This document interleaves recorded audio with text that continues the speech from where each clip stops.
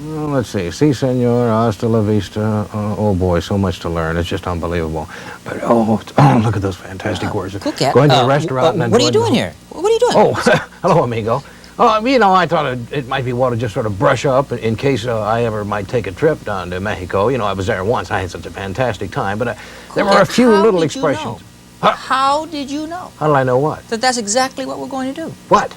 The next so many lessons we are going to prepare because we are actually going to take a vacation trip to Mexico. Really? Yeah, we can so call the this... booklet comes in handy. Yeah, you're right. A little booklet like this does, and we can call our next series Spanish for Travelers. If you Why want. not? Oh, well, that's what we're going to do. So stick around, amigos. Run away.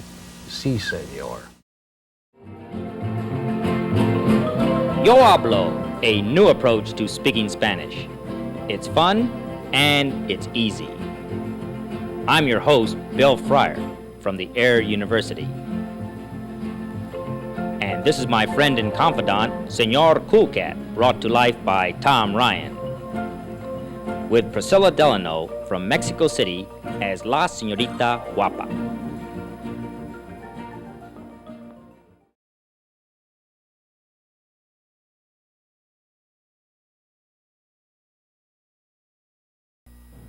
Our history of Mexico begins over 500 years ago with the Aztec Indians. These are the Indians that Cortés met when he conquered Mexico in the 1500s. Now, the Aztecs were a very intelligent race of Indians. Surely you've seen a picture of the Aztec calendar. Now, the Aztec calendar is a very magnificent calendar. It even took care of leap year, unlike our present calendar that every 4 years we have to take care of that situation. Not the Aztec calendar. It was so constructed that it did take care of leap year. It must be a very intelligent race of people. Now, the Aztecs had a vision from the gods that they would create their capital city of Tenochtitlan, where they would see an eagle eating a snake standing on top of a rock. Unfortunately, this was in the middle of a lake, Lake Texcoco. Now, this is the emblem that can be seen today on the Mexican flag, the symbol of the eagle eating a snake standing on top of a rock. Now, the very location of the Aztecs' capital city of Tenochtitlan is the same location that today, in modern Mexico, we find the Zócalo, or call it Cathedral Square. The very location where the capital city of Tenochtitlan, the Aztec capital city, was located.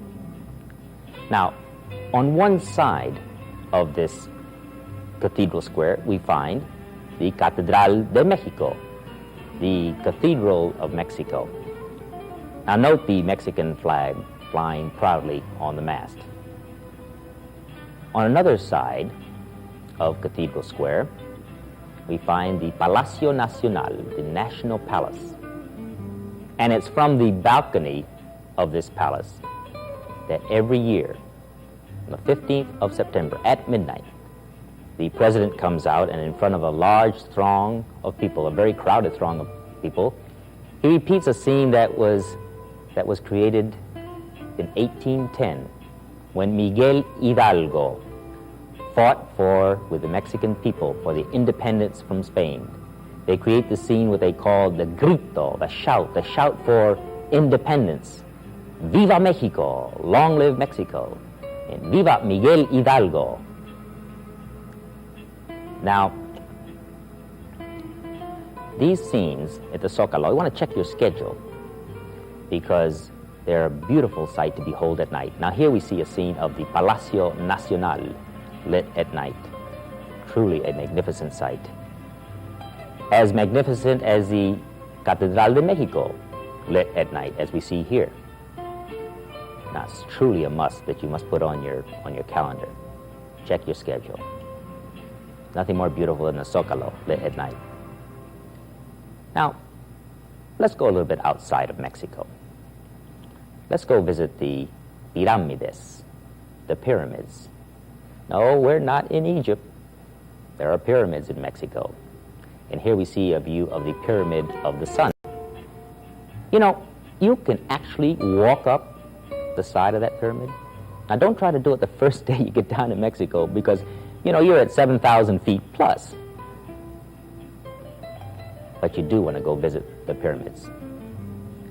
Now, like Cathedral Square, they also light up the pyramids at night. Need I say over and over again, truly, truly a gorgeous, gorgeous sight. Now, coming towards Mexico, we come to the Basilica de Guadalupe, the Basilica of Guadalupe. This was a basilica that was constructed in memory of the Virgin of Guadalupe, a virgin that appeared to Juan Diego in the 1400s. And the Guadalupe is the patron saint of Mexico. And there's something very special that you want to see inside the basilica, and that is the mantle of Guadalupe. To the Mexicans, this is a miracle. That this mantle of Guadalupe, the miracle that flowers were gathered at her orders by Juan Diego, and when he unraveled the mantle, there was her apparition.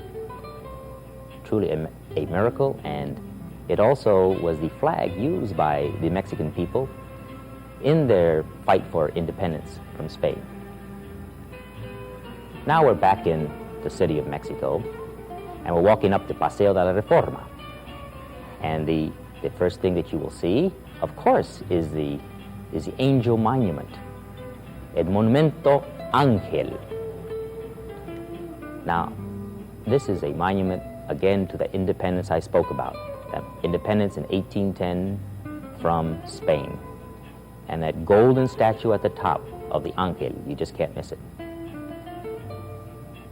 We go by the Ángel, and we see on the top of a hill, we see the Castillo de Chapultepec, the castle of Chapultepec. The castle of Chapultepec was might say the White House or the house of the president. The emperor, actually, Maximiliano, the same time as the Civil War. And today, it is a museum. But before we go up the top of the hill to the Castillo de Chapultepec, let's gather some flowers. At the bottom of the hill and everywhere, you'll see beautiful flower markets in Mexico. You know, you can gather up a whole dozen roses for about $1.50. Not a bad price. Dozen roses that you surely would want to give to your mother or your sweetheart or your good friend, good girlfriend, or as Gato Fresco would say, to his gatita fresca. Flowers to put people in a better mood.